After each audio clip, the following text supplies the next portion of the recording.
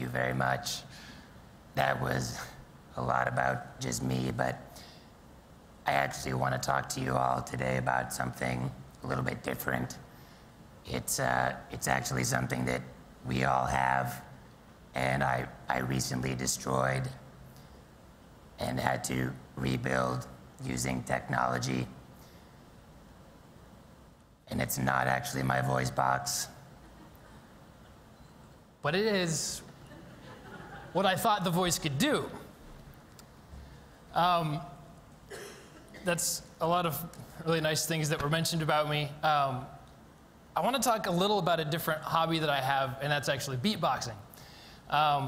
You might be familiar with it. It's making drum noises with your mouth, that kind of thing. And I like it for a lot of reasons. One is that it's kind of a classic example of a repurposed invention. There's actually a lot of different things around like that. We got to see some with typewriters repurposed as percussion instruments, which is fantastic. But there are other ones that we even deal with every single day. For instance, a couple of personal favorites of mine include the microwave, which is actually the same emitter as you might see in a radar array. And after it was discovered that it could heat up different types of materials, they thought, oh, maybe we could use this to heat up food. Another fun one was actually text messages. Text messages weren't originally designed to have cell phone customers communicate back and forth. They were designed as an easy way for cell phone manufacturers to test networks and see if we could actually send data back and forth without sending too much. So beatboxing is a fun one because it can go everywhere, right? We've all got the parts to do it. It's just your mouth and your voice box and the tissues in between. And it solves kind of a cool problem, which is if you want to make a cool sounding beat wherever you go, you don't have to have a boombox. If you want to do rapping, if you want to dance or whatever, beatboxing can go along with you all the time. I wanted to share something kind of funny that I ran into recently, and that's going to come up on the slide here. This is the simplest instructions one can receive that would teach you how to beatbox. And it's almost like embarrassing because it's so simple, and I thought, well, this warrants some Microsoft clip art, so I stuck that up on the slide as well, just because it's so silly. But what it shows is it's about the repurposing of this fantastic instrument that we all actually do have, which is the combination of the throat and the vocal cords and the mouth. And we use these things to make incredibly complicated sounds and utterances and clicks and pops every single day, and we just don't happen to notice because it's a part of our normal speech.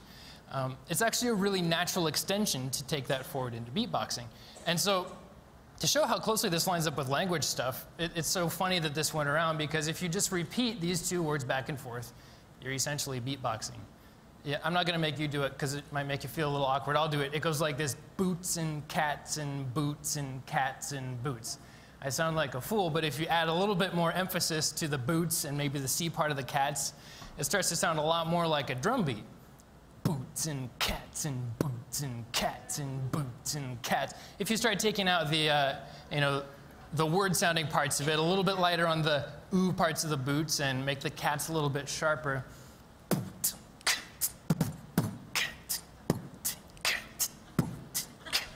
Which is kind of neat. And so I might contend that everybody's in fact a beatboxer. It's just that most of you guys aren't putting as much kick drum into your boots as I am. But I wasn't always a beatboxer. However, I did, as long as I can remember, make a lot of drum noises with my mouth. I grew up in a pretty musical family, and while my sisters were singing in the back of the car as we go on a road trip someplace, I'd be sitting in the back going, because it was kind of a neater sounding noise that I wanted to make, and I could replicate cool things I was hearing on the radio.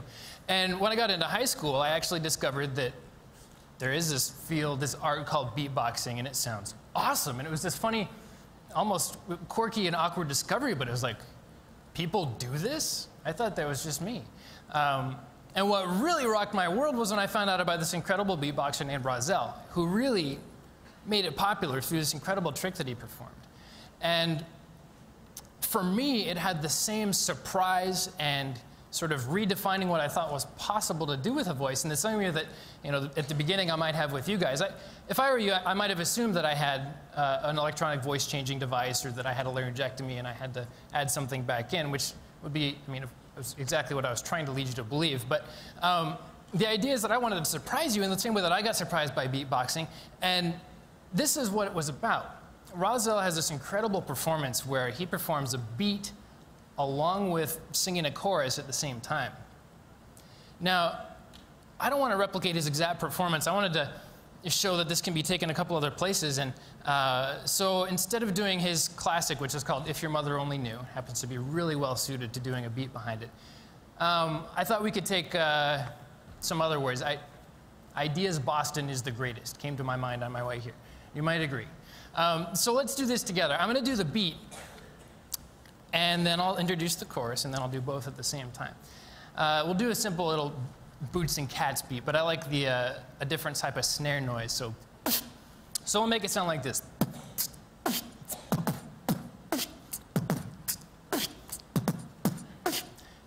Ideas Boston is the greatest. I think that'll work. Ideas Boston is the greatest. Ideas Boston is the greatest. So there's a small piece of thanks. Now, when I originally heard Razel's performance of If Your Mother Only Knew, I wasn't there live, sadly. I'm sure it was an incredible performance to be there live for. I heard it over a record, and naturally, I actually didn't assume it was the same person. I thought it had to be two people, because how could that be possible? It's the same parts that you need to speak and beatbox, theoretically. How could you do both at the same time? You might say that the mental model I had about how the voice could work didn't accommodate that possibility. And that was a really interesting thing for me to start thinking about, and it's what I've been working on a lot recently, is thinking about what does it mean to have a mental model, and how does it limit the possibilities that you can see in the world, as well as enable ones. And it turns out there's quite a bit of thought into this, and mental models can be described as a number of different things. They're really useful in that they allow us to simplify really complicated ideas and parse gigantic amounts of information that are coming in, and then make predictions and adjust our behavior accordingly to what might come along. There's a good quote about them, in fact, by Peter Senge from MIT, and he says, "Mental models are deeply held internal images of how the world works, images that limit us to familiar ways of thinking and acting. Very often, we're not consciously aware of our mental models or the effects they have on our behavior." Now, this, I think, is really fascinating to start thinking about. And it's incredibly empowering to recognize that and start to become aware of how the mental models that we have limit what we think is possible. It happens all over the place. One favorite example of mine is many of us have long held the deeply held image that it's not safe to go swimming within an hour of eating, right? Or maybe some of you were told it was within a half an hour of eating, which might explain why I spent a lot more time on the pool deck than my friends as a kid. But it turns out that it's not true at all. And yet, how much of our behavior did that affect? How many people have waited to go swimming at least a little bit before? Yeah, right? You don't want to increased risk of drowning. Who wants to do that, right? And the really interesting thing is to notice how when we have such a strongly held belief about something, we tend to start finding evidence to support it as well. And so if you're really petrified about getting a cramp because you ate recently before swimming, you might become a little hypersensitive to your muscles getting tired, when in fact, really, it's just because you were swimming and having a great time. But if that's going to start feeding that belief that, oh, I ate too recently, I don't want to drown, you might hop right out of the pool. Another good example is in science, with some of the major paradigm shifts that define all kinds of progress in our age. Around 1904, we were still with the plum pudding model of the atom. And we didn't have enough information about the atom to describe it in exact detail as we do now. And of course, we're still learning. But at that time, we knew about electrons. We didn't know about the nucleus of an atom. And so of course, we kind of filled in the details in between, knowing that not every atom was positively or negatively charged. You kind of fill in the details, and in this case, they actually filled in the model of the atom with a positively charged cloud, and that comprised the plum pudding model. Shortly thereafter, there was the famous Rutherford gold foil experiment, which indicated there was something really, really dense in the middle of those atoms, and it might be something that we learned was later a nucleus. There's no way to imagine what could have led to what we now know as the nuclear age if we were still stuck in that plum pudding model of the atom. It's this influx of information that breaks up that prior model and enables new possibilities. And I wanted to show you a couple of things that I had this happen with recently, and back again related to my voice. Now, with beatboxing, you always want to make the coolest sounding noises possible. And a real big characteristic of hip-hop music, of course, is that there's a lot of bass. There's a lot of low tones to it. And this makes sense. We're not seeing a lot of sales of the Chipmunks' Christmas hip-hop album. And so beatboxers try to lower the tones as much as they can to make the really cool, earth-shaking bass. And I wanted to do this as well, and so I started teaching myself how to make a lower tone. Like, maybe I could growl a little bit, like... And you know, you hear blues musicians emphasizing things like I can't even think about how sad I am. And if you want to add a little bit of that into the bass tone, then you can start growling, and that's what developed The ability to lock on a tone and make that robot voice. Which I was thrilled to discover. But my mental model of how my voice box works,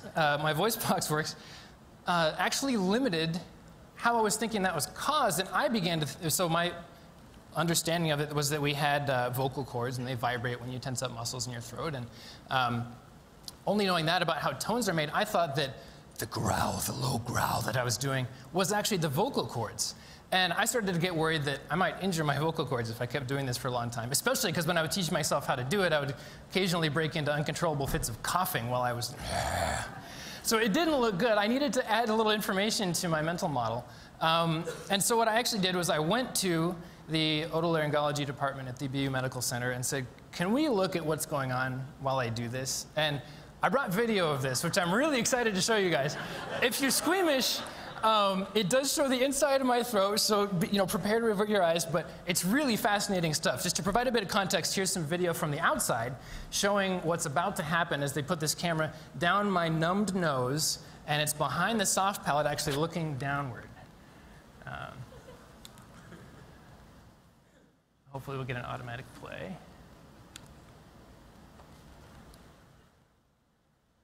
One more time. I don't want to advance past it by accident.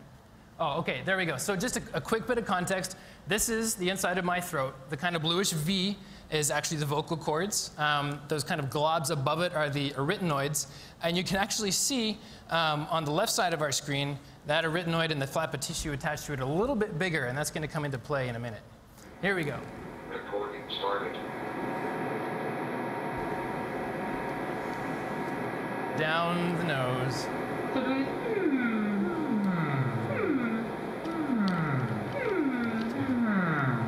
Like NG, like thing?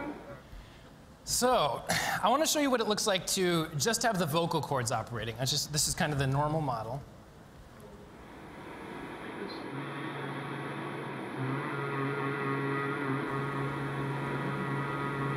I've got a lot of tension which covers up the cords, but you can see them vibrating under there. There's a stroboscope running at a slightly different frequency from the cords, so you can actually see them in slow motion, but in real time. Now is where it gets interesting. I start by doing the actual growl on a tone. And this is where the big reveal happened. This was my big discovery that changed how I was thinking about how to make noises while beatboxing. I'll try to growl on a tone, okay? That's not the vocal cords. It's like there's actually a different part of my throat that's vibrating that's not the vocal cords. It's that separate flap of skin which is sitting on top of everything, which I guess I had somehow Now to do kind of the robot trained myself voice to thing. control. I'm going to make that tone with the throat, but also make the same tone with my vocal cords. And for me, I can physically feel turn it up it a lock little in bit. on the same pitch when I get it in tune. So it's actually both happening at the same time. My vocal cords are making one pitch, and that flap of skin is vibrating an octave below to create this big bass tone.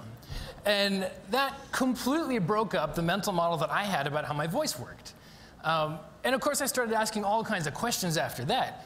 If these things are separate, what if I could control them separately and actually make a different tone? I was able to train myself to do that. So listen, we're going to have, here's this tone. There's the tone below. This is the sort of robot voice. Now I can take this tone.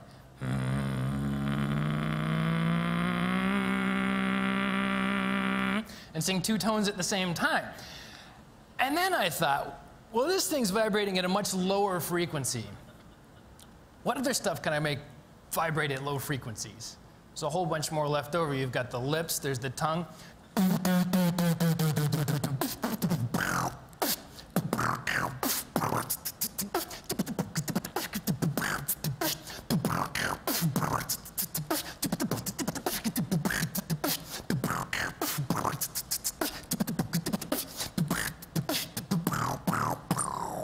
And that added that bass into the Thanks. That's when stuff started getting low, and that's when I started getting really excited.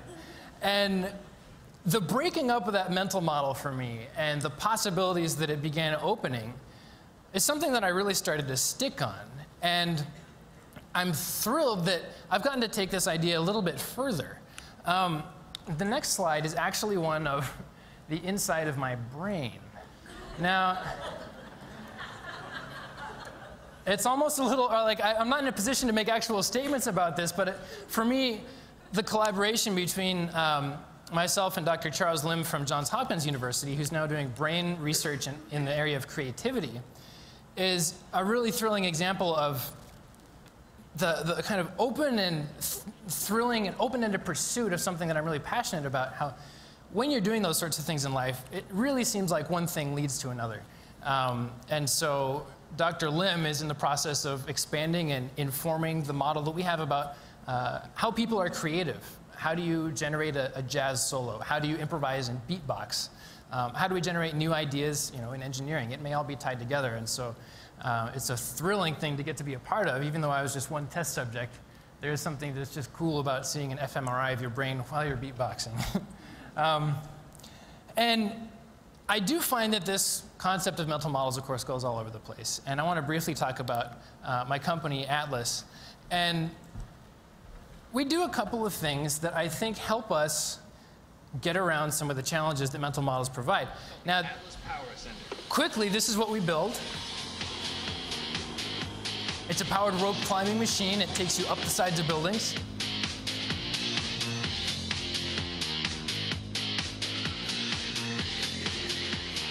You can also rappel with it. The systems lift up to 500 pounds. They go very quickly up the sides of buildings, and we're thrilled to get to provide these to US government groups that actually use them in rescue.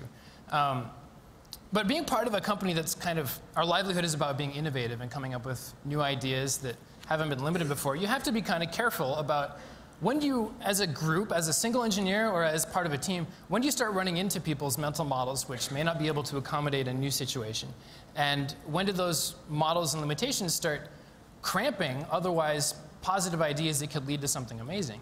And that's something that organizations can have mental models in the same way that humans can. And so we do a couple of things at the company to help get around those limitations. One is just through collaboration. Different people have different mental models, and that's different limitations about what possibilities they can see. And the other thing is something that we call Beer Friday. And don't go too far, and I don't have much time left, so I'll make it quick. But the general idea is, during the week, we're kind of following the normal linear progression of product development, where you develop things, you make a couple of iterations, and hopefully the product you come out with is good enough to work. You have to really minimize risk in that model. So on Friday afternoons, we each get a beer, and we get to have open, crazy idea time. And that's where we have no limitations, and we're not subjecting ourselves to the mental models that say, oh, I'm worried about that not working.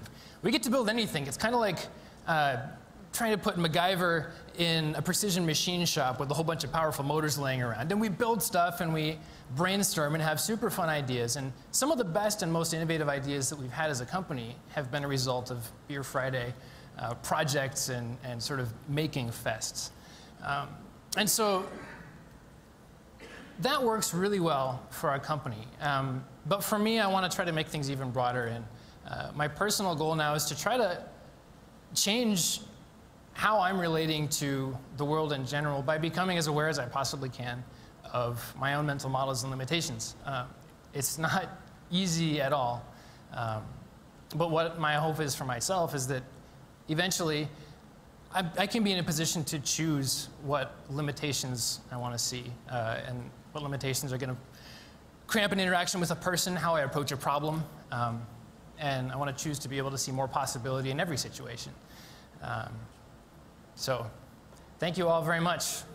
I'm glad to get to be here.